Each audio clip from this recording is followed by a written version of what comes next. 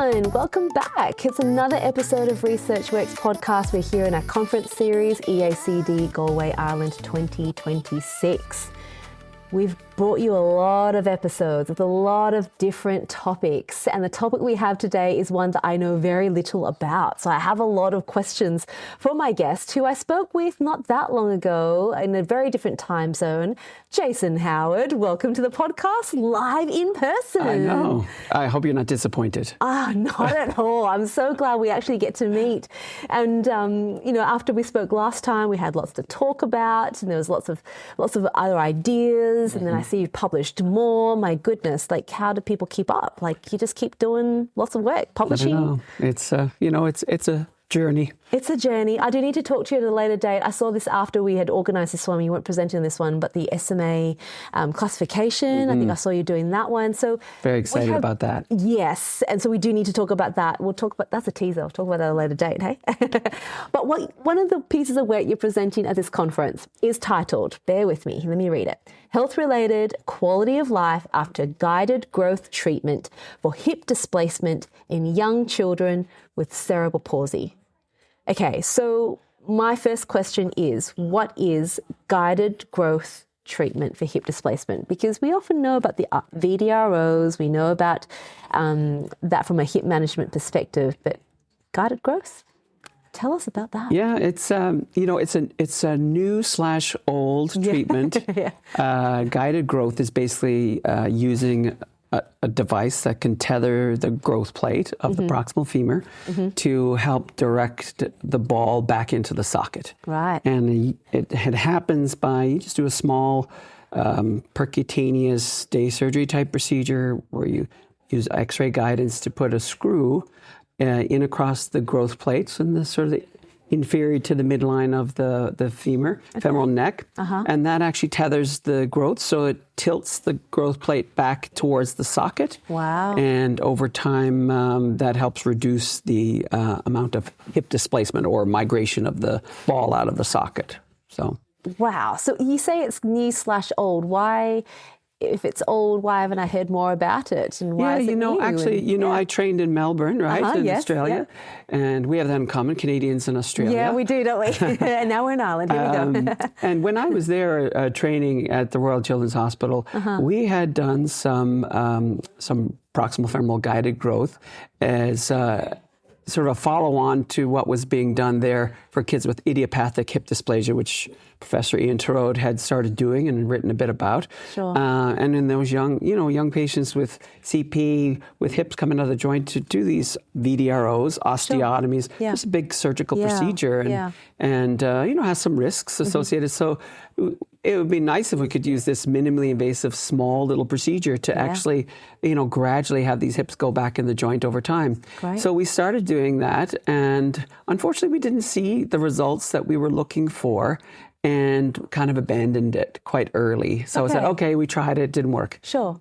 But the issue that we know now, and I think you mentioned it in the title about young children with cerebral palsy, is I think the kids we were using it on were just a little bit too old. Sure. That growth plate doesn't have a lot of gas in the tank or petrol in the tank after a certain age. And, if you use it in a kid like 8, 9, 10, which we were doing back then, it just wasn't enough. There wasn't enough time left to make a good difference.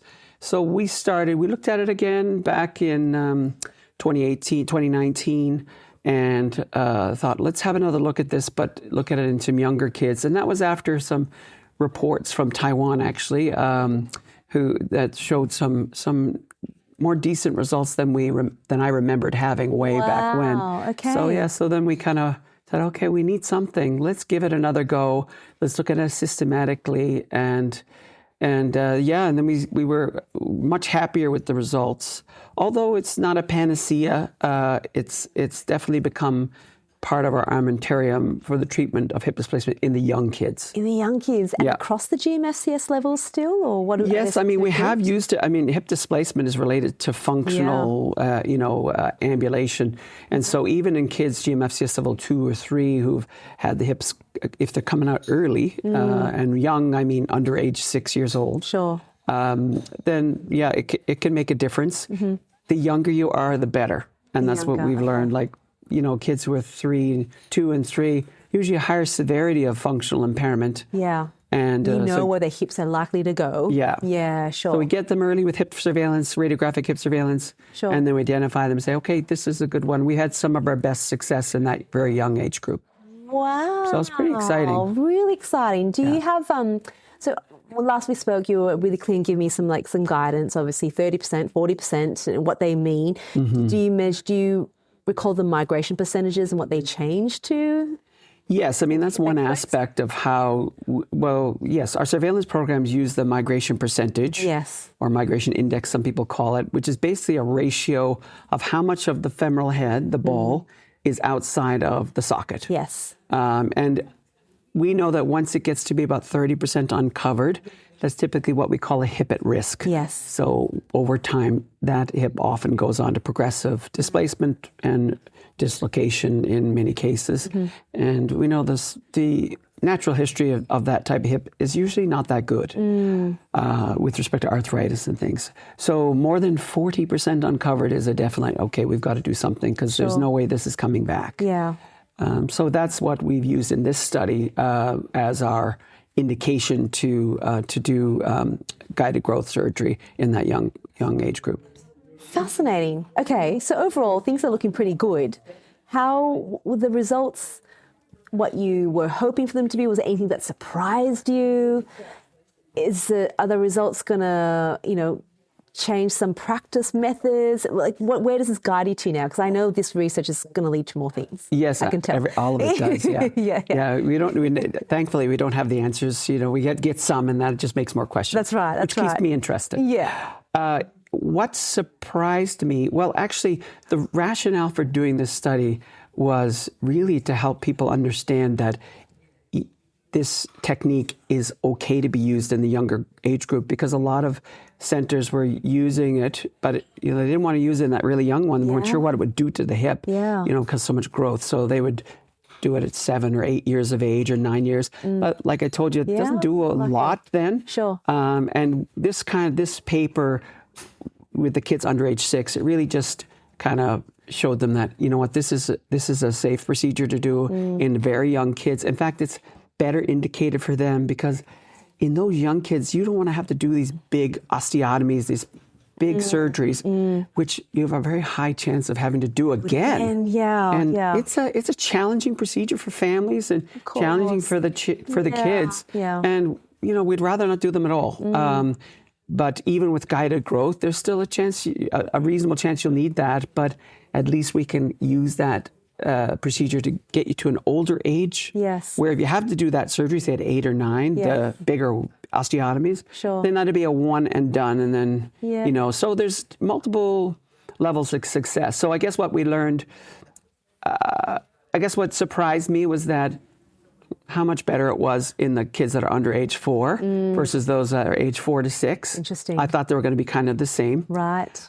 It made us realize that growth plate has a very high growth velocity when you're really young, but it peters off quite quickly. Okay. And now, it makes sense that back when we tried it 20 odd years ago, that it didn't do what we wanted it to do. It just needed another question, didn't it? It needed another question, it needed another look, It did. 20 years of wondering. Wandering. One of the other measures that you had, which I didn't mention before, was you looked at health-related quality of life as one of the measures as well. We did, and that was the focus of this presentation. That's right. So what did you find with that? Well, when we used the CP child, which is from Hospital Sick Children in Toronto. Uni Narayan was one of the main people who developed that, and it's been a really great tool for us to look at quality of life and caregiver priorities for kids with mostly non-ambulatory CP. Yes.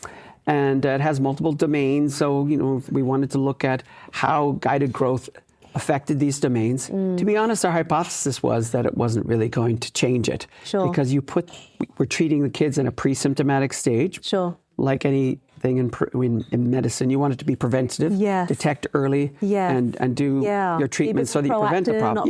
Proactive. Yeah. Very much a proactive. So the kids were feeling good. The surgery actually is pretty low. The parents will tell you that actually it wasn't that big a deal. After a couple of days taking some acetaminophen paracetamol was, and they're okay. Yeah. And so that was fine. So I wasn't expecting it to be a lot of change, but nobody had actually shown that. Yeah. So we did the CP child before surgery, and we did it after surgery, at least 1 year follow-up, and many of them more. And we didn't see any change in any significant change. Yeah, sure. We did see change. All of the domains did go up by 3 to 4 points. Okay. Which, if we had a larger sample size, might have shown some significance. But based on our sample size, we didn't show that. But, it didn't go down. Yeah. And may have gone up a little bit. You're right. But, So interesting. And I love, so obviously this is a technique that many orthopedic surgeons will know about and will be trained in. So if there's a parent listening to this conversation right now and they're like, oh, would we be the right fit for this because it sounds really good? What can they do? I mean, is this enough evidence for them to bring forward to their orthopedic surgeon and say, hey, can we be considered? Like, what can they do? Yeah, I mean, that's a really good question. In fact, we've had some parents here that I've met at this meeting who have actually had that exact thing. Came to me and said, my child is 3. They're GMFCS level 5. They have hips come out of joint. People are talking to us about osteotomies. I'm really worried. Is there any other options? I heard you talk about this. Yeah. And so actually, one of the parents is here again this year, and they had that guided growth surgery, and things has been working out really well for them. So I would say it's not a panacea just because you have get guided growth surgery. Then what I can reliably tell them is it tends to put the brakes on the hip from further progressing out of the joint. That's about 90+% of our kids had that as a success. Okay. So that can get you to an older age group where you can do a bigger surgery if you need it later. Before you need to do the big. And then there's a smaller number who actually will have that be a surgery where it'll actually improve it to the point where maybe they won't need anything in the future. And I have some kids that have been down that road as well. Yes. But I would say, to keep in mind and perspective about what those different measures of success are. Yes. So it may not be that this is your little surgery that does everything and you never need the big one. Very important to say. Yeah. So that's what I kind of caution them. Yeah. And also to make sure that they go to somebody who's really feels comfortable doing that procedure. Sure. These are little tiny bones. There's definitely some technical things that you need to be able to do. And, I've encouraged other surgeons to reach out to me and things like that. And, and parents talk to me on LinkedIn and these platforms, and I'm happy to have them, contact me. That's great. But, it's definitely changed it's actually made my practice more enjoyable because this was a patient population where I've really felt kind of helpless because in the past we loosened the groin muscles in these young kids, thinking that adductor tightness, hip flexor tightness was the reason why the hips are coming out of the joint. So if you deal with that or put some botulinum toxin in there, it should be all good. It didn't happen, unfortunately. What we thought would happen didn't. And so this gives us a treatment which can help augment those things and actually make a positive difference. Yeah. But like everything, the treatment doesn't always work the way you want it, but it's such a low risk procedure that I definitely think it should be in an orthopedic surgeon's armamentarium when they're talking to kids and their parents about this type of, when they have hip displacement. Wonderful. In the younger group. In the younger group. And I love that emphasis that you've made there. It's really, really interesting work. I learned so much from you there, Jason, as with our last conversation, learned a lot and, get me thinking about a lot of things. Now, I've got a final question for you that I've been asking everyone on the podcast. It's a very F-word themed conference. So, Jason, for you, what would your advice be for clinicians if they want to implement more of the F words into their practice? Okay. I mean,